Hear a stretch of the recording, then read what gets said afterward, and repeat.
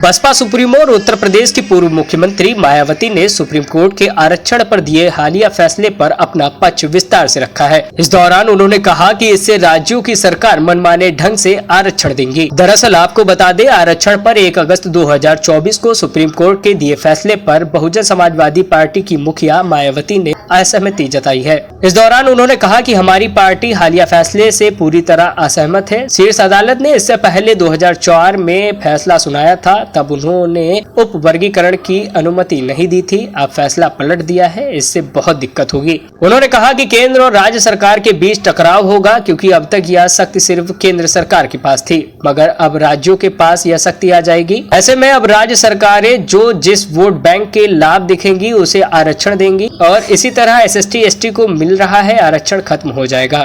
माननीय supreme court के 7 न्यायाधीशों की संवैधानिक पीठ द्वारा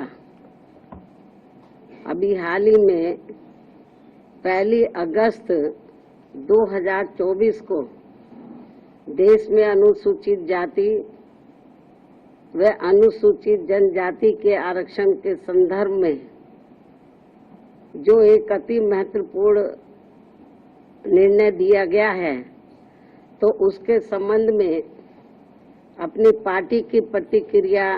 जाहिर करने के लिए बुलाई गई है, जिसमें अनुसूचित जाति व जनजाति के लोगों को पुनः उप वर्गीकृत सब क्लासिफिकेशन अर्थात सब क्लासिफिकेशन किए जाने को मान्यता प्रदान की गई है, जिसको लेकर और भी बहुत सी बातें कही गई हैं। उनसे हमारी पार्टी कतई भी सहमत नहीं है और इस संबंध में माननीय सुप्रीम कोर्ट द्वारा दविंदर सिंह बनाम पंजाब राज्य मामले में पारित इस आदेश के अनुसार अब राज्य सरकारें अनुसूचित जाति व जनजाति की सूची के भीतर आरक्षण के लिए उप वर्गीकरण अर्थात नई सूची बना सकेंगी, जिससे फिर अनेकों समस्याएं उत्पन्न होंगी। और अब माननीय सुप्रीम कोर्ट ने अपने 1 अगस्त 2024 के इस निर्णय से 20 वर्ष पूर्व दिया गया निर्णय, जो सन 2004 में 5 न्यायाधीशों की संवैधानिक पीठ द्वारा EV चिनैया बनाम आंध्र प्रदेश राज्य में दिया गया था, तो उसको पलट दिया है, जिसमें अनुसूचित जातियों व अनुसूचित जनजातियों के भीतर किए जाने वाले वर्गीकरण को मान्यता देने से इनकार कर दिया गया था। और ये भी कहा गया था कि अनुसूचित जातियों व अनुसूचित जनजातियों के भीतर उप वर्गीकरण नहीं किया जा सकता है, क्योंकि वे एक ही समरूप अर्थात समान वर्ग में आते हैं। माननीय सुप्रीम कोर्ट ने वर्ष 2004 के अपने निर्णय में ये भी कहा था,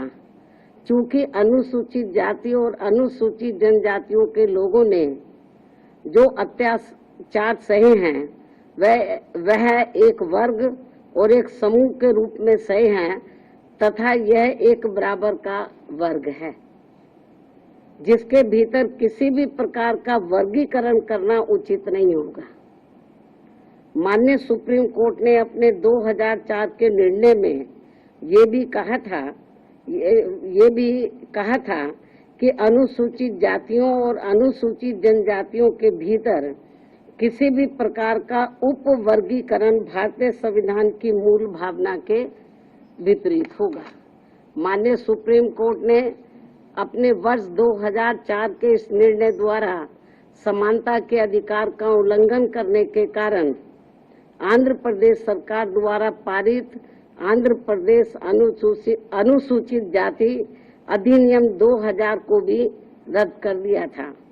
अपने 2004 के निर्णय में माननीय सुप्रीम कोर्ट ने ये भी माना था